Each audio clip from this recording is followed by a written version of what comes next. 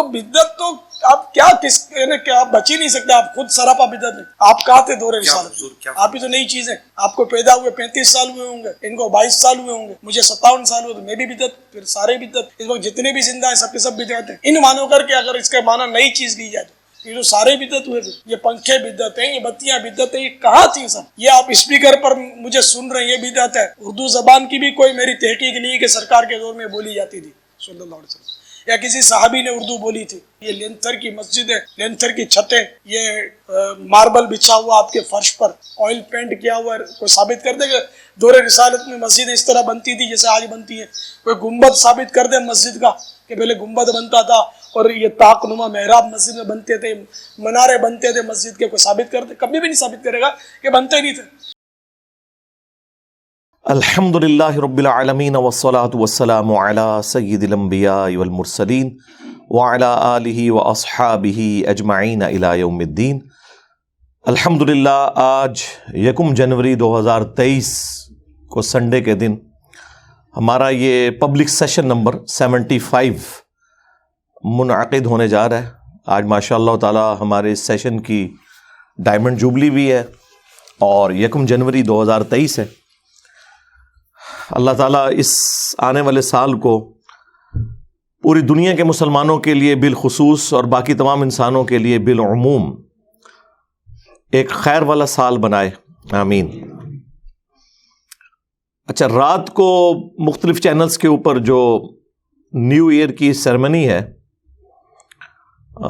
اس کے حوالے سے کچھ ویڈیوز آئی تھیں. یہ آپ کے سوالات تو میرے پاس آ چکے ہیں ریئل ٹائم پرچیوں کی شکل میں اسے بعد میں ڈسکس کرتا ہوں. پہلے مجھے ضمناً ایک چیز یاد آ گئی, اور وہ یہ نیو ایئر کی سیلیبریشن کے پوائنٹ آف ویو سے بعض لوگ اسے ایک مذہبی ایکٹیویٹی کے طور پر پریزنٹ کرتے ہوئے اس کے اوپر بدعت کا فتویٰ لگاتے ہیں. ایک تو اس کا وہ پہلو ہے کہ اس رات کے اندر اگر کوئی بے حیائی کا کام ہوتا ہے یا کوئی فضول خرچی ہوتی ہے ضرورت سے زیادہ, تو اسے تو یقیناً ہم کنڈیم کریں گے. اور اس کا تعلق صرف نیو ایئر نائٹ کے ساتھ نہیں ہے. جب کبھی بھی اس طرح کی ایکٹیویٹیز ہوں گی ان میں جو ایک اسراف والا پہلو ہے, قرآن و سنت کے خلاف ایکٹیویٹیز والا پہلو ہے, اس کو تو ہم کنڈیم کریں گے.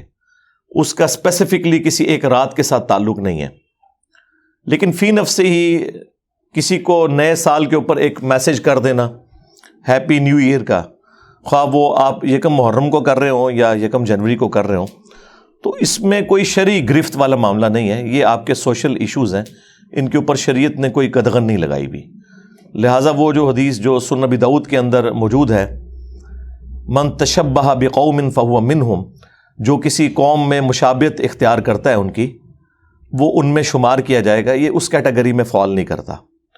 وہ اسپیسیفکلی ریلیجس ایکٹیویٹیز میں انوالومنٹ ہے.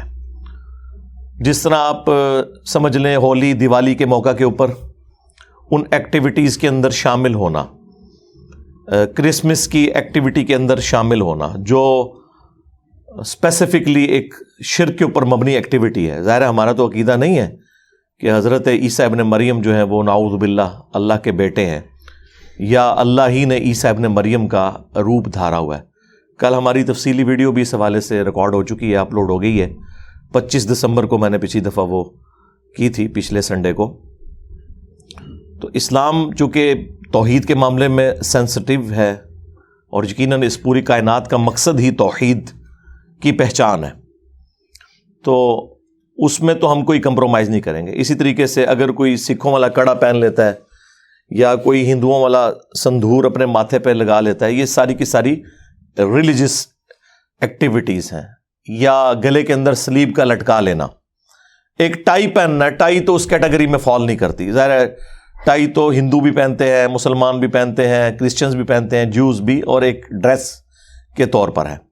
اگر یہ ریلیجس ایکٹیویٹی ہوتی تو ویٹیکن سٹی کے جو پوپ ہیں انہوں نے بھی ٹائی لگائی ہوتی, وہ سلیب ہی لٹکائی ہوئی ہوتی ہے.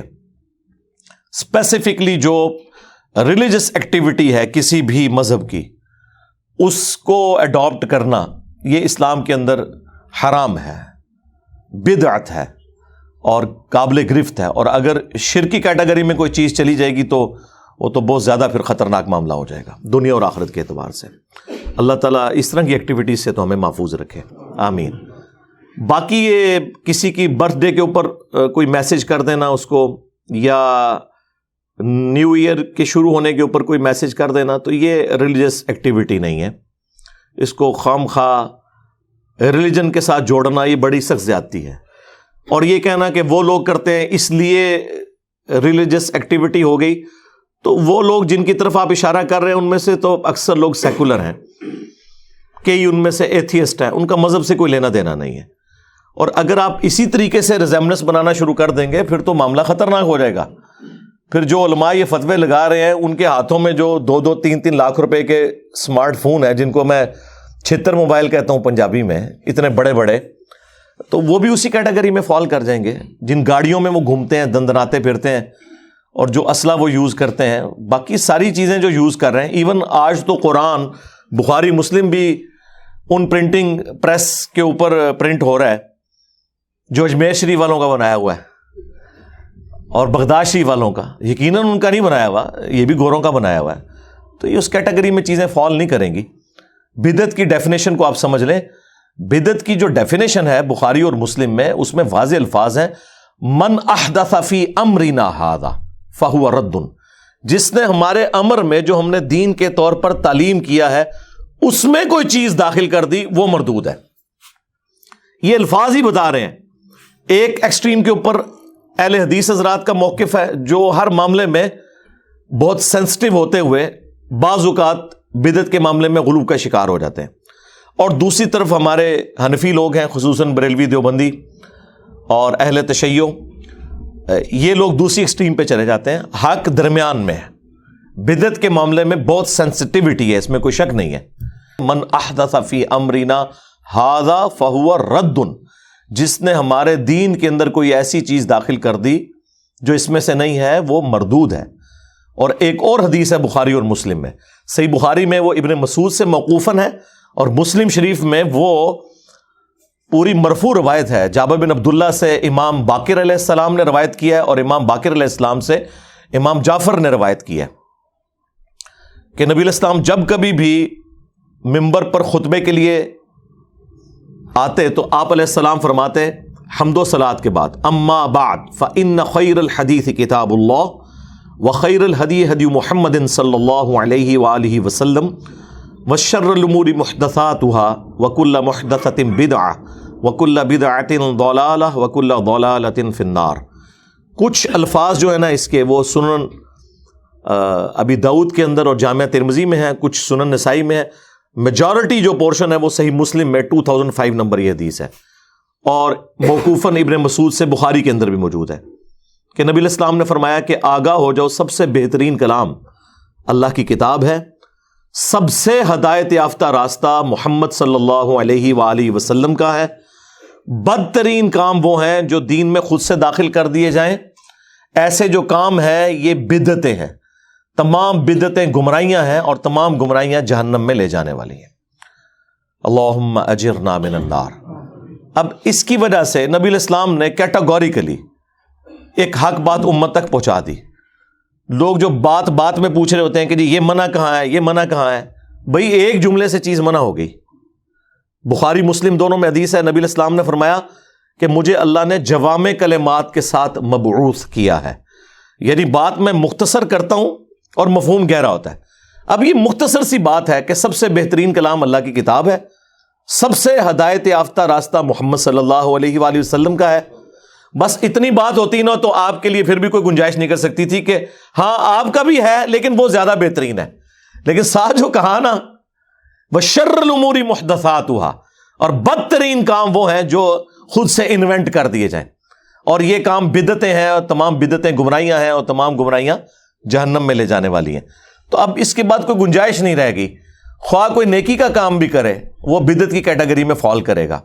مثال کے طور پر اگر کوئی شخص عید کی اذان دینا شروع کرتے تو کسی حدیث میں یہ مینشن نہیں ہوا کہ عید کی اذان منع ہے, صرف احادیث میں بخاری مسلم میں یہ آیا ہے کہ نبی علیہ السلام عید کے لیے اذان نہیں دلواتے تھے. لیکن آپ نے کہیں نہیں فرمایا کہ میں منع کرتا ہوں یا اذان دینا گناہ کا کام ہے اذان تو بڑا نیکی کا کام ہے. بخاری مسلم دونوں میں حدیث ہے کہ اذان کی آواز سے شیطان کی ہوا خارج ہو جاتی ہے اور وہ وہاں سے بھاگ جاتا ہے کئی کلومیٹرز دور تک. تو عید کے موقع کے اوپر تو 2 اذانیں ہونی چاہیے کہ بعض لوگ تو صرف عید کے لیے مسجد میں آ رہے ہوتے ہیں, لیکن عید کے لیے اذان کوئی نہیں ہے, اذان نہیں ہے, اقامت بھی نہیں ہوتی, ڈائریکٹ نماز پڑھی جا رہی ہوتی ہے. کبھی کسی بریلوی نے, کسی دیوبندی نے, کسی شیعہ نے, کسی اہل حدیث نے اذان نہیں تھی. پوچھیں کیوں؟ وہ کہتے ہیں ثابت نہیں. لیکن بریلوی حضرات سے تو ہم پوچھیں گے, آپ کے نزدیک تو ڈیفینیشن ہی نہیں. آپ کہتے ہیں جو بھی نیکی کا کام ہو, خواہ قبر پہ اذان دینا ہو, خواہ اذان سے پہلے درود و سلام پڑھنا ہو, وہ ہم نے کر لینا ہے کیونکہ نیکی کا کام ہے, اس کو کون منع کر سکتا ہے. تو آپ کی ڈیفینیشن میں تو یہ ہونا چاہیے. تو وہ کہیں گے نبی علیہ السلام سے ثابت نہیں. تو بس یہی ہماری ڈیفینیشن تھی کہ جو دین کے امر میں چیز ثابت نہیں ہے نا, فہو رد, وہ مردود ہے. البتہ یہ یاد رکھیے گا, دین کو جو سپورٹیو چیزیں ہیں نا, دین کی ترویج کی خاطر اصلی دین اپنی جگہ ہوتے ہوئے ان چیزوں کو دین کی سپورٹ کے طور پر رکھنا, اس کا حکم ہے نبی علیہ السلام کی طرف سے. اور وہ چیز ہے جس کی وجہ سے لوگ دھوکہ دیتے ہیں کہ جی مسجد میں قالین بچھانا, مسجد میں ایئر کنڈیشن لگوانا, مسجدوں کے مینار بنانا, اس میں محراب رکھنا, اسپیکر لگانا, یہ بھی تو نبی علیہ السلام کے زمانے میں نہیں ہوتا تھا. تو بدعت تو آپ کیا آپ بچ ہی نہیں سکتے. آپ خود سراپا بدعت ہیں. آپ کہاں تھے دور رسالت؟ آپ ہی تو نئی چیز ہے. آپ کو پیدا ہوئے 35 سال ہوئے ہوں گے, ان کو 22 سال ہوئے ہوں گے, مجھے 57 سال ہوئے, تو میں بھی بدعت, پھر سارے بدعت. اس وقت جتنے بھی زندہ ہیں سب کے سب بدعت ہیں. ان مانو کر کے اگر اس کا معنی نئی چیز لی جائے تو یہ جو سارے بدعت ہوئے تھے. یہ پنکھے بدعت ہیں, یہ بتیاں بدعت ہیں, یہ کہاں تھی سب؟ یہ آپ اسپیکر پر مجھے سن رہے ہیں, یہ بدعت ہے. اردو زبان کی بھی کوئی میری تحقیق نہیں ہے کہ سرکار کے دور میں بولی جاتی تھی صلی اللہ علیہ وسلم, یا کسی صحابی نے اردو بولی تھی. یہ لینتھر کی مسجد ہے, لینتھر کی چھتیں, یہ ماربل بچھا ہوا آپ کے فرش پر, آئل پینٹ کیا ہوا ہے. کوئی ثابت کر دے کہ دور رسالت میں مسجد اس طرح بنتی تھی جیسے آج بنتی ہے. کوئی گنبد ثابت کر دے مسجد کا کہ پہلے گنبد بنتا تھا اور یہ طاق نما محراب مسجد میں بنتے تھے, منارے بنتے تھے مسجد کے. کوئی ثابت کر دے, کبھی بھی نہیں ثابت کرے گا کہ بنتے نہیں تھے. اور بھائی کوئی شخص نماز پڑھتے ہوئے یہ نیت کرتا ہے کہ اوپر اس قالین کے, نیچے اس پنکھے کے, سامنے اس اے سی شریف کے, منہ طرف خانہ کعبہ شریف, اس کا دین سے کیا تعلق ہے؟ اگر حج کے اوپر ہم بائی ایئر ٹریول کرتے ہیں, اونٹ پہ سفر نہیں کرتے, گدھے پہ سفر نہیں کرتے, تو حج کی ایکٹیویٹیز تو وہی ہیں. ایون وہاں پہ بھی صفا مروہ کی اسی طریقے سے صحیح آپ نے کرنی ہے, خواہ ویل چیئر کے اوپر کر رہے ہوں یا پیدل کر رہے ہوں. طواف کعبہ آپ سواری کے اوپر کریں یا پیدل کریں, ایکٹیویٹی تو وہی ہے. نبی علیہ السلام نے خود اونٹ کے اوپر طواف کعبہ کیا ہے تاکہ لوگ آپ کی زیارت کر لیں. اور یہ بھی جھوٹ ہے کہ نبی علیہ السلام نے پیدل حج کیا ہے, آپ علیہ السلام نے سواری پہ حج کیا ہے. ابھی خواہ لوگوں نے نا پیدل حج کیا جی, بڑا ثواب کا کام ہے. خود بھی مصیبت میں ڈلتے ہیں, ساتھ فیملی کو بھی عذاب میں ڈالتے ہیں. بھئی اللہ نے فیسلٹی دی ہے, نبی علیہ السلام نے بھی یوز کیا, آپ بھی یوز کریں. ہاں اگر صرف کوئی بیچلرز گئے ہوئے ہیں تو پیدل حج کرنا آسان ہے کیونکہ آپ جلدی اپنے معاملات کو ٹیکل کر لیتے ہیں. وہ آپ جائیں گے تو آپ کو اندازہ ہو جائے گا انشاءاللہ تعالی. تو اصل ایکٹیویٹیز اپنی جگہ پہ ہیں, لہٰذا یہ بدعت کی کیٹیگری میں فال نہیں کرتی. ان کی مثالیں دینا بالکل غلط ہے صرف اپنی بدعتوں کو حلال کرنے کے لیے کہ جی یہ کام بھی تو ہو رہے ہیں نا. یہ دین میں داخل نہیں ہوئے, یہ دین کو سپورٹیو ہے. اور اس کی اصل وہ حدیث ہے جو صحیح مسلم کے اندر ہے کہ نبی علیہ السلام کے پاس کچھ نیو مسلمز آئے اور کپڑے بھی پورے نہیں تھے ان کے جسموں پہ, بعض لوگ ننگے پاؤں تھے, بعض ننگے بدن تھے. نبی علیہ السلام کو ان کی حالت کے اوپر بڑا ترس آیا. آپ علیہ السلام نے نماز کے بعد مسجد کے صحن میں ممبر لگوایا اور ایک بلیغ خطبہ ارشاد فرمایا جس میں آپ نے انفاق فی سبیل اللہ کی ترغیب دلائی اور فرمایا کہ اپنے آپ کو جہنم کی آگ سے بچاؤ, خواہ ایک کھجور ہی صدقہ کر کے ہو. اور اتنی ترغیب دلائی کہ لوگ اپنے گھروں میں گئے. سب سے پہلے ایک انصاری صحابی اٹھے, وہ اپنے گھر میں گئے اور جتنا سامان ایک بڑے بورے میں آ سکتا تھا وہ انہوں نے ڈالا اور اس بورے کو گھسیٹتے ہوئے مسجد نبوی کے صحن میں حضور کے سامنے لا کے رکھا. صحیح مسلم کے الفاظ ہیں کہ نبی علیہ السلام کا چہرہ مبارک تھوڑی دیر پہلے جو پریشانی کی وجہ سے غم کے آثار تھے وہ اس طرح چمکنا شروع ہو گیا جیسے سورج چمکتا ہے. خوش ہو گیا آپ. اور اصحاب کہتے ہیں کہ وہ انصاری اس بورے کو مشکل سے ہی اٹھا پا رہے تھے، وہ اتنا بھرا ہوا تھا. تو نبی علیہ السلام نے اس کی طرف متوجہ ہوتے ہوئے فرمایا کہ جس نے اسلام میں اچھا طریقہ جاری کیا، جتنے لوگ اس پر چلیں گے ان کا ثواب بھی اس کو ملے گا.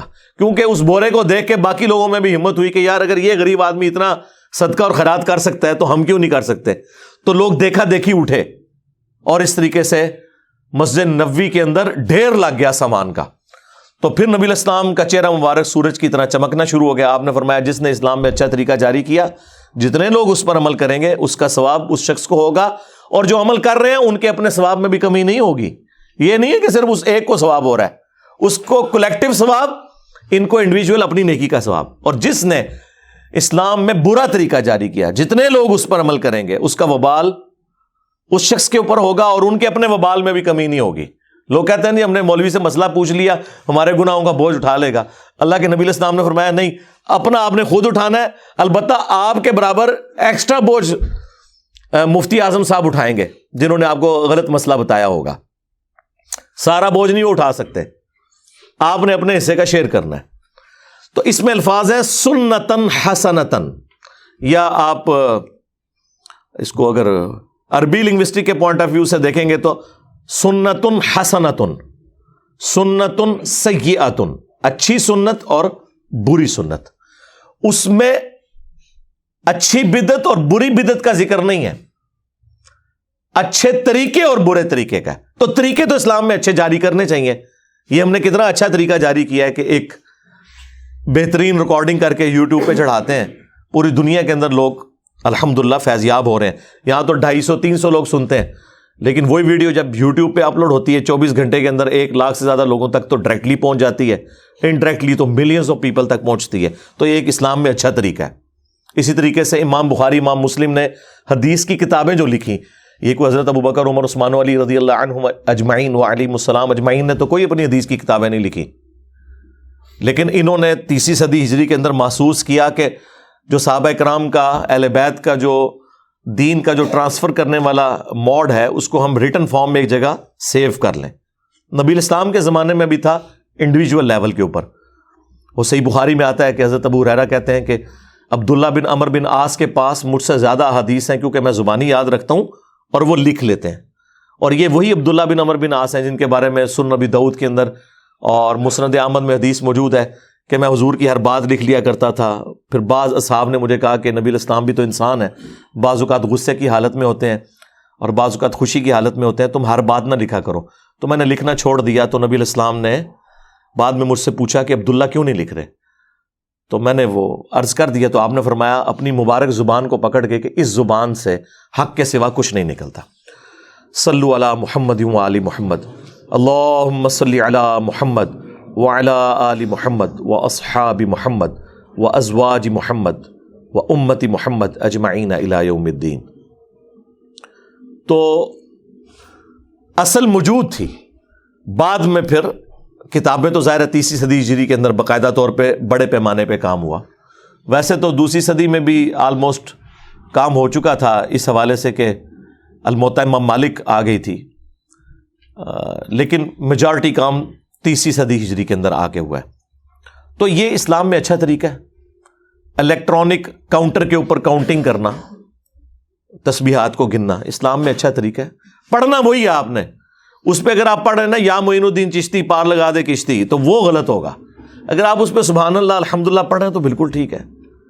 تسبیح کے دانوں کے اوپر پڑھنا، اس پہ الگ سے میری ویڈیوز ریکارڈڈ ہیں. تو اسلام میں اچھا طریقہ یہ قیامت تک جاری ہوگا.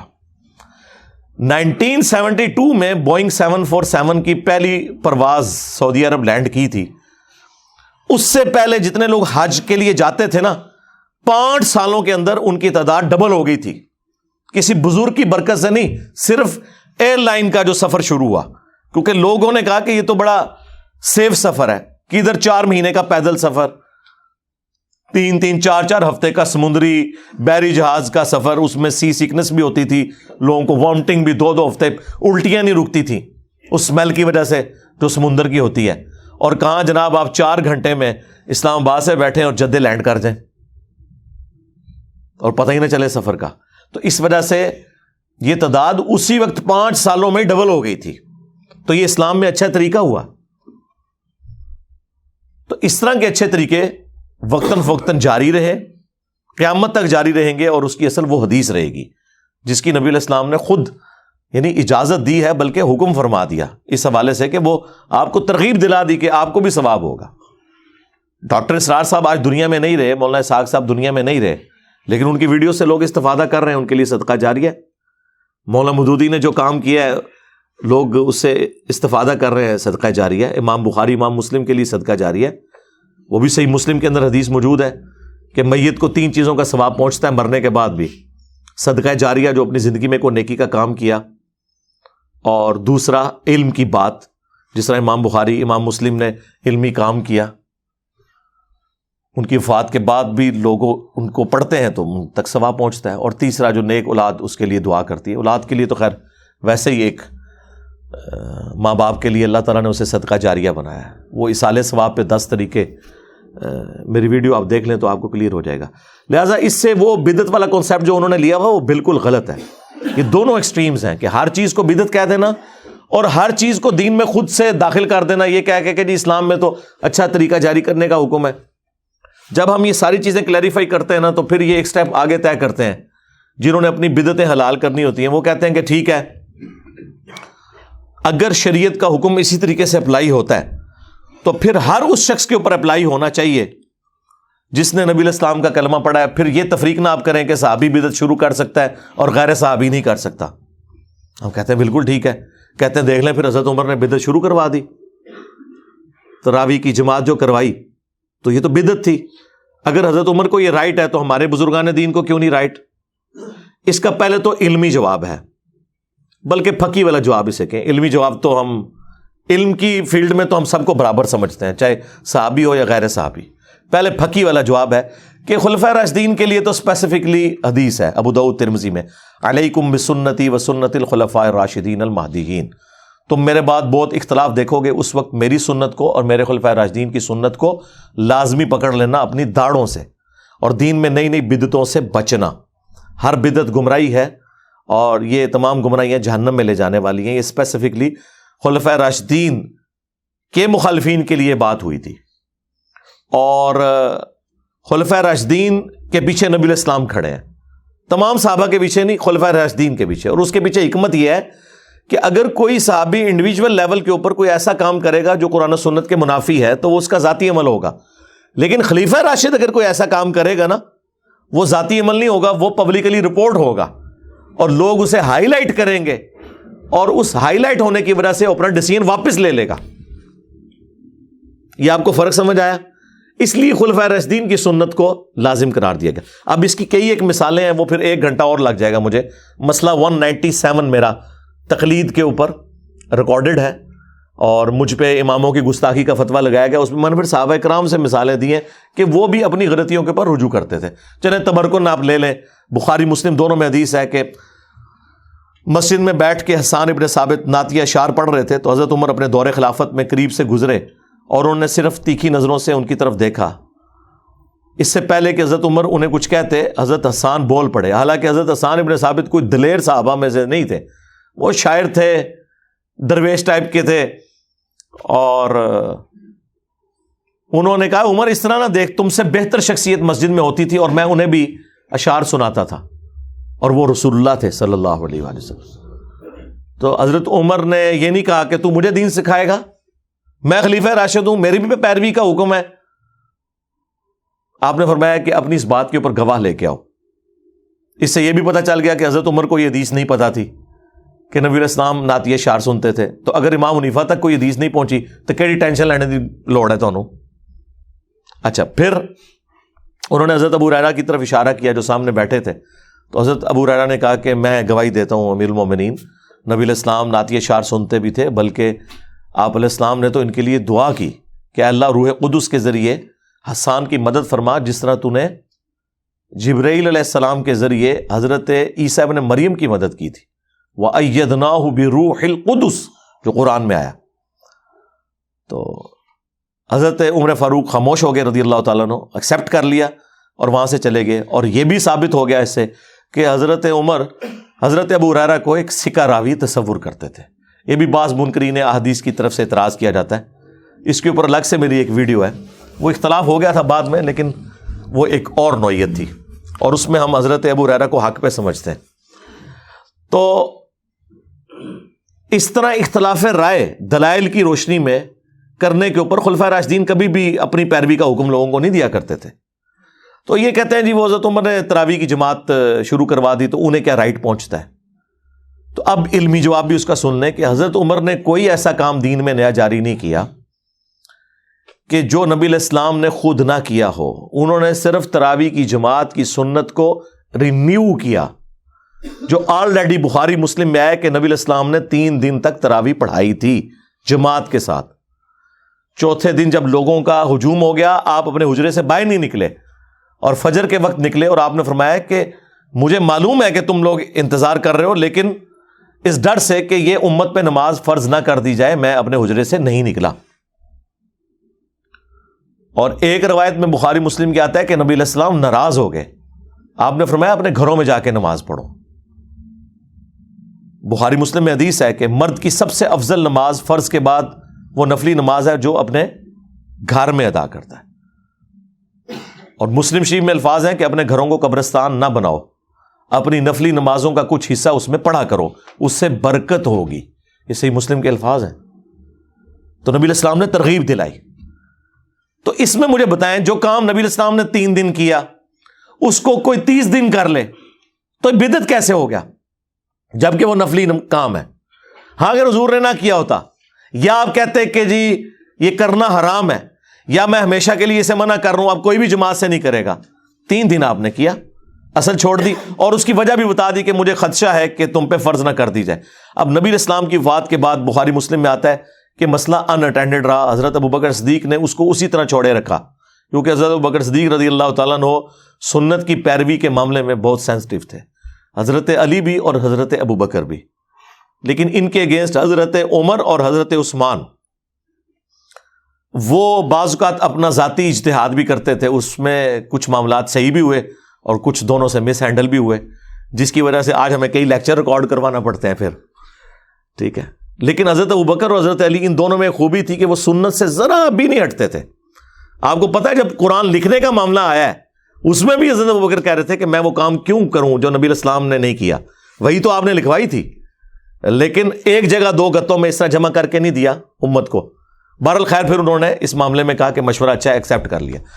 یعنی حضرت ابوبکر صدیق رضی اللہ تعالیٰ عنہ ہر معاملے میں نہ سے سٹارٹ کرتے تھے کہ پہلے میں دیکھوں گا حضور نے کیا ہے نہیں کیا, پھر آگے تکاں گے کہ یہ ضرورت ہے کہ نہیں. پہلے تو ہوگی نہ, پھر جب کاہل کوئی کر لے گا تو ٹھیک ہے وہ ہاں. یہ پوری تفصیل آپ کو بخاری میں مل جائے گی قرآن کی کتابت کے پوائنٹ آف ویو سے, جو جنگ یمامہ ہوئی تھی اس کے بعد. بہرحال یہاں پہ ان اٹینڈڈ رہا مسئلہ حضرت ابوبکر صدیق کے دور میں. حضرت عمر کے بھی بخاری کے الفاظ ہیں کہ کچھ عرصہ شروع کے کچھ سال یہ ان اٹینڈڈ رہا مسئلہ. پھر حضرت عمر نے ایک دن مسجد میں آئے, بخاری کے الفاظ ہیں, دیکھا کہ لوگ ٹولیوں کی شکل میں نا ایک حافظ کو آگے رکھ کے تو نفلی نمازیں مختلف جگہ مسجد میں ادا کر رہے ہیں. اس کا مطلب یہ ہے کہ آلریڈی کئی جماعتیں مسجد میں ہو رہی تھیں, اس کو کوئی بدعت نہیں سمجھ رہا تھا, کیونکہ ہر بندے کو تو قرآن زبانی یاد نہیں ہے, اور اس وقت تو لوگ لکھنا پڑھنا بھی بہت کم لوگ جانتے تھے. تو ایک مرضی کا حافظ آگے کیا, ایک کونے میں قرآن سن لیا. ان کے لیے تو قرآن ایک مزے کی چیز تھی نا, جس طرح آپ رات کو سٹوری سن کے سوتے ہیں کیونکہ آپ کی اپنی زبان میں ہے. ان کے لیے تو قرآن ان کی اپنی زبان میں تھا, وہ تو انجوائے کرتے تھے اسے. تو نبی علیہ السلام کی وفات کے بعد یہ ٹولیوں کا سلسلہ جاری رہا. پھر حضرت عمر نے کچھ عرصہ تو دیکھا اپنے دور خلافت میں, پھر آپ نے کہا میں ان ساروں کو ایک امام کے پیچھے کیوں نہ جمع کروں. تو پہلا جھوٹ تو یہ ہے کہ حضرت عمر کے اوپر یہ بہتان ہے کہ انہوں نے جماعت شروع کروائی, غلط ہے. کئی جماعتوں کی ایک جماعت کی جماعت شروع نہیں کروائی, جماعت خود حضور نے کروائی تھی صلی اللہ علیہ وآلہ وسلم, اور اس کو چھوڑنے کی وجہ یہ بتائی تھی تم پہ فرض نہ ہو. تو حضور کے بعد تو وہی نازل نہیں ہونی تھی, اس لیے صحابہ کرام اپنے اپنی ٹولیوں میں پڑھتے تھے. اور حضرت تمیم داری کو اور ابی ابن کعب کو صحیح بخاری میں آتا ہے حکم دیا کہ انہیں نماز پڑھائیں. اور الموطا امام مالک میں الفاظ موجود ہیں کہ انہیں حکم دیا کہ 11 رکعتیں پڑھائیں ان کو. 8 نوافل ہوتے تھے اور 3 وتر, 11 رکعتیں پڑھتے تھے. 20 والی روایت بھی الموطا امام مالک میں، لیکن یزید بن رومان نے حضرت عمر فاروق کا زمانہ نہیں پایا، وہ منقطع روایت ہے۔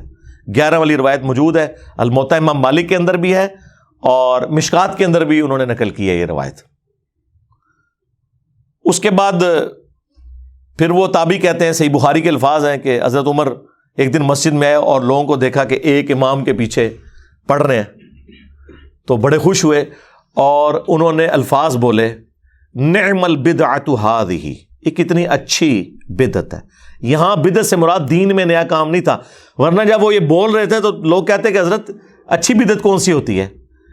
وہ ان کو پتا تھا کہ میں بدعت کن معنوں میں کہہ رہا ہوں، ایک سنت جو 3 دن تک تھی اسے رینیو کیا، پلس مختلف ٹولیوں والے اماموں کو ایک امام ان کے اوپر مقرر کیا ایک دین میں، یہ آپ سمجھ لیں یہ انہی معنوں میں تھی سنتن حسنتن۔ لیکن بدعت کا جو کہ لفظ انہوں نے یوز کیا اس سے لوگوں نے پلی لے لی کہ جی دین میں اچھی بدعت جاری کر سکتے ہیں۔ ہم کہتے ہیں ٹھیک ہے آپ بدعت کا لفظ بھی بول لیں، ہمیں کوئی اعتراض نہیں، لیکن کام آپ نے وہ کرنا ہے جو حضور نے خود کیا ہو۔ کرو جتنی مرضی بدعت کرو، لیکن اس کی اصل دین میں موجود ہو۔ یعنی نبی علیہ السلام نے کبھی سفید پگڑی باندھی، کبھی کالی باندھی، کبھی آپ نے ٹوپی بھی پہنی، کبھی سرخ چادر بھی رکھ لی۔ ایک بندہ پوری زندگی سفید پگڑی باندھتا ہے، ہم اسے نہیں کہیں گے تم جو ہے وہ گناہ گار ہو، اصل موجود ہے باندھو۔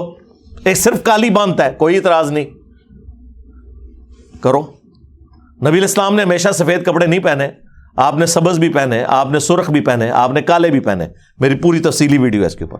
لیکن ایک بندہ ہمیشہ ہی سفید کپڑے پہنتا ہے، ٹھیک ہے، ہم اسے کہہ دیں گے اچھی بدعت ہے، کرو۔ لیکن یہ بدعت اس لیے نہیں ہوگی کہ وہ ایک سنت ہے، ہاں اس اعتبار سے بدعت ہے کہ حضور نے ہمیشہ سفید نہیں پہنے تھے، آپ نے مختلف رنگوں کے پہنے ہیں، تو آپ ٹھیک ہے یہ کریں، ان معنوں میں کریں آپ جتنا مرضی، لیکن آپ اس کی اصل تو دیکھیں۔ میں اکثر کہتا ہوں ہمارا مقدمہ آپ انٹرنیشنل کورٹ میں لے جائیں، گورا بھی ہماری بات کو سمجھ لے گا۔ تم لوگوں نے اس لیے نہیں سمجھنا کہ تمہارے بابے تمہیں غلط دین بتا گئے، تمہیں یہ نظر آتا ہے کہ اب اس کی بات سنیں گے تو بابوں کا کیا بنے گا؟ بھائی بابوں کو چھوڑو، اپنی آخرت کی فکر کرو اور اپنا رشتہ اس شخص کے ساتھ مضبوط کرو جس کی قبر مدینے میں ہے۔ صلو علی محمد وآل محمد، اللہم صلی علی محمد وعلی آل محمد واصحاب محمد وازواج محمد اجمعین الی یوم الدین۔ اب اس غم میں اب زندگی گزارو گے تو یہ تو مسئلہ حل ہو گیا۔ پھر وہ کہتے ہیں جی حضرت عثمان نے بھی جمعے کی 2 اذانیں شروع کروا دی تھی، یہ اس سے بڑا جھوٹ ہے۔ جی بخاری میں لکھا ہے، سرکار کاش بخاری آپ نے خود پڑھی ہوتی، حضرت عثمان نے کوئی دوسری اذان شروع نہیں کروائی، وہ ایک ہی اذان تھی، 2 مختلف جگہ پہ ہوتی تھی۔ آج اگر ایک شہر کے اندر 10 اذانیں ہو رہی ہیں زور کی تو ہم انہیں 10 گنیں گے یا ایک زور کی اذان گن رہے؟ ایک ہے، 10 جگہوں پہ ہو رہی ہے۔ ہاں ایک مسجد کے اندر اگر ہو رہی ہوں پھر ہم کہیں گے تو حضرت عثمان نے ایک مسجد میں تو 2 اذانیں شروع بھی نہیں کروائی۔ بخاری کے الفاظ ہیں کہ جب مسجد میں لوگوں کا رش بڑھ گیا تو حضرت عثمان غنی رضی اللہ تعالیٰ عنہ نے بازار میں ایک اذان پیرلل میں شروع کروائی تاکہ لوگوں کو پتہ چل جائے کہ مسجد میں آنا ہے جمعے کی نماز کے لیے۔ پیرلل میں شروع کروائی کیونکہ سپیکر نہیں تھا، اور نہ شیخ عبد القادر جیلانی تھے کہ ایتھے بہ کے سنن تھے، وہ غار معین الدین چشتی نے سن لیا جی، خراسان کے وہ پہاڑوں میں عبادت کر رہے تھے، انہوں نے کہا کہ آپ کا جو پاؤں مبارک میری آنکھوں میں ہے۔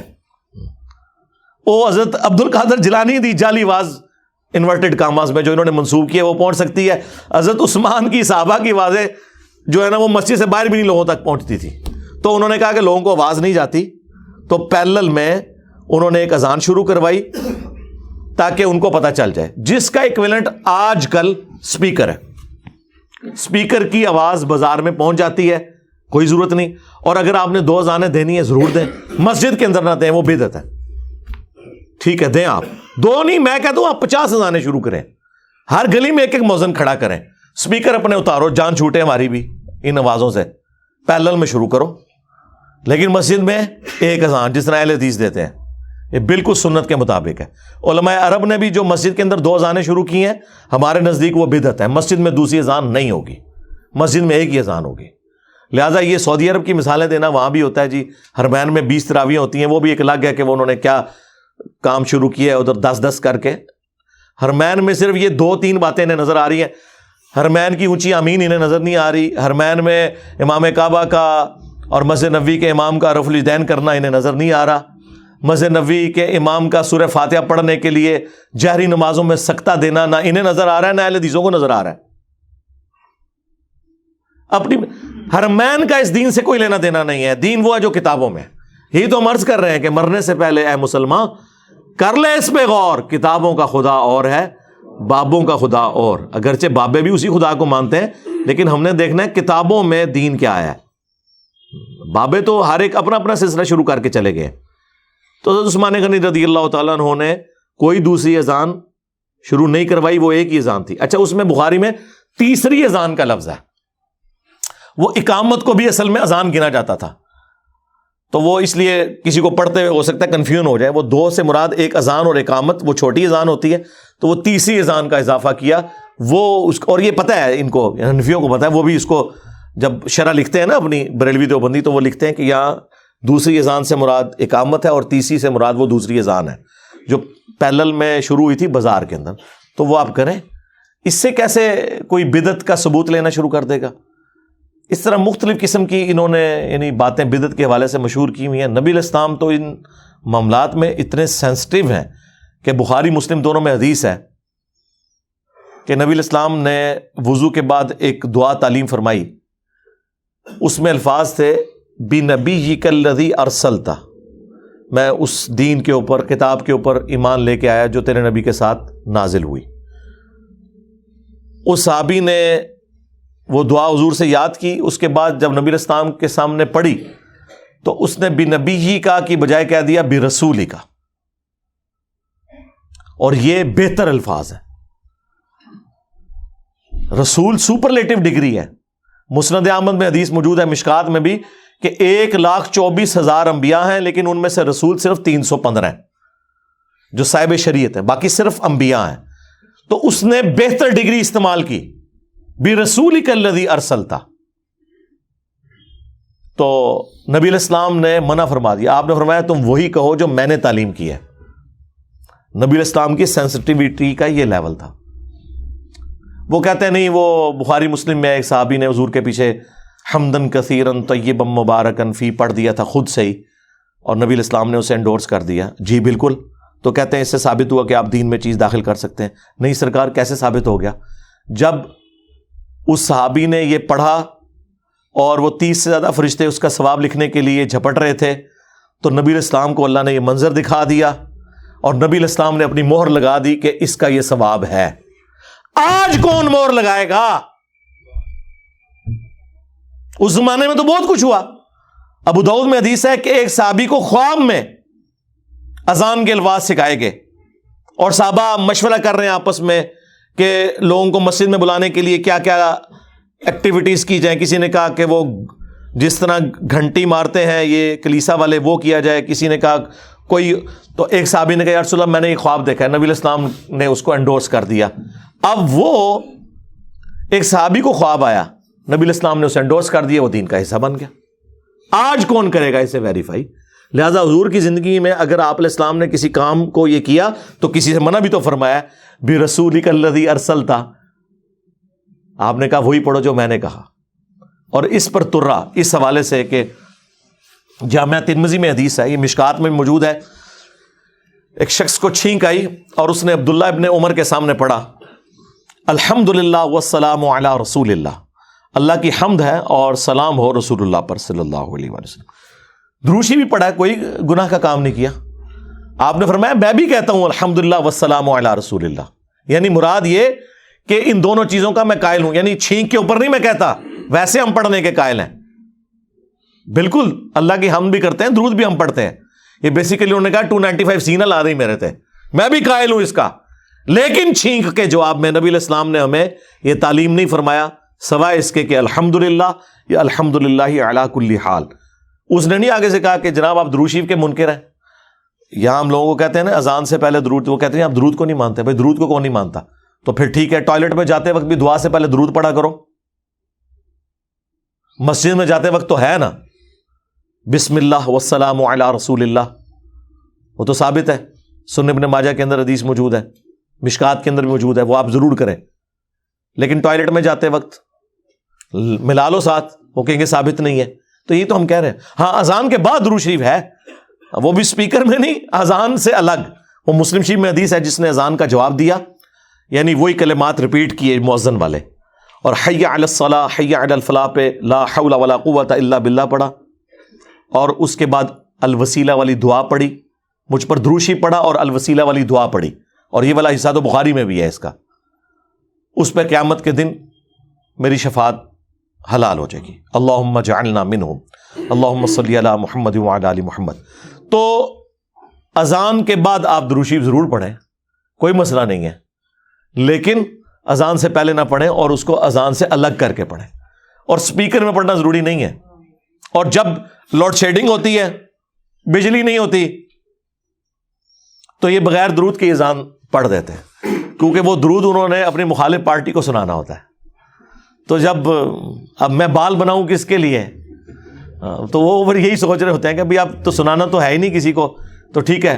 یہ ہم خود بریلوی رہے، ہمیں پتہ ہے کہ جب کبھی بھی لوڈ شیڈنگ میں اذان ہوتی تھی نا، کوئی درود شریف نہیں پڑھا جاتا تھا، ڈائریکٹ اذان ہوتی تھی. وہ تو سنا کسی اور کو رہے ہوتے تھے. اسی لیے آپ دیکھیں ہمارے جو استاد غلام رسول سعیدی صاحب رحمہ اللہ، اللہ تعالیٰ ان کی غلطیوں سے درگزر فرمائے، نیک کاموں کا اجر دے، بہت بڑے بریلوی عالم تھے، محدث تھے، مفتی منیر الرحمان صاحب کے مدرسے میں اپنی وفات تک شیخ الحدیث رہے ہیں. میری ان سے 2 بار ملاقات ہوئی ہے. تو انہوں نے اپنی شرح صحیح مسلم کے اندر ریٹن میں باقاعدہ اس چیز کو کرٹیسائز کیا ہے کہ جو اذان کے ساتھ درود شریف جوڑ لیا ہے. وہ کہتے ہیں حضرت بلال ہم سے زیادہ عاشق رسول تھے، تو وہ یہ کام نہیں کرتے تھے کہ اذان سے پہلے درود شریف، لہٰذا یہ آپ کسی کو گالی نہ دیا کریں کہ بھئی یہ عشق رسول کا تقاضا ہے، تو حضرت بلال نے پھر کیوں نہیں کیا. یعنی وہی بات جو ہم سمجھانے کے لیے کرتے تھے، وہ ان کے اپنے عالم نے بھی یہ بات لکھی ہوئی ہے. تو الحمدللہ یہ دین بالکل واضح ہے اپنی تعلیمات کے اعتبار سے. جو کوئی اس میں اپنا کوئی لچ فرائی کرنے کی کوشش کرے گا وہ پکڑا جائے گا. اب یہ ٹاپک بہت بڑا ٹاپک ہے بدعت کے حوالے سے. یہ تو میں یعنی فی البدی 2-3 گھنٹے اور بولتا رہوں نا تو یہ ختم نہیں ہوگا، میں اگر مثالیں دینی شروع کروں احادیث سے. اسی لیے میں نے آج سے آلموسٹ کوئی 10 سال پہلے ایک ویڈیو ریکارڈ کروا دی تھی، مسئلہ 75A اور 75B، 5 گھنٹوں میں بدعت کے اوپر 2 نشستوں کے اندر، 75A مسئلہ اور 75B مسئلہ.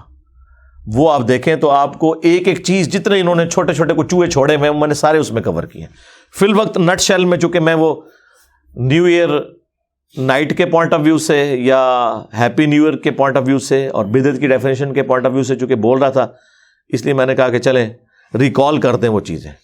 میں تو پرچیاں شروع کرنے لگا تو اچانک جب وہ میں نے ڈیٹ بولی تو میرے ذہن میں آیا کہ چلیں یار آج 1 جنوری 2023 ہے، اور پلس ہماری آج پبلک سیشن کی ڈائمنڈ جوبلی بھی ہے، 75 نمبر ہے، تو ہم اس ٹاپک کو بھی تھوڑا بہت ایڈریس کر دیں. صلو علی محمد وآل محمد، اللہم صلی علی محمد وعلی آل محمد واصحاب محمد وازواج محمد وامت محمد اجمعین الی یوم الدین.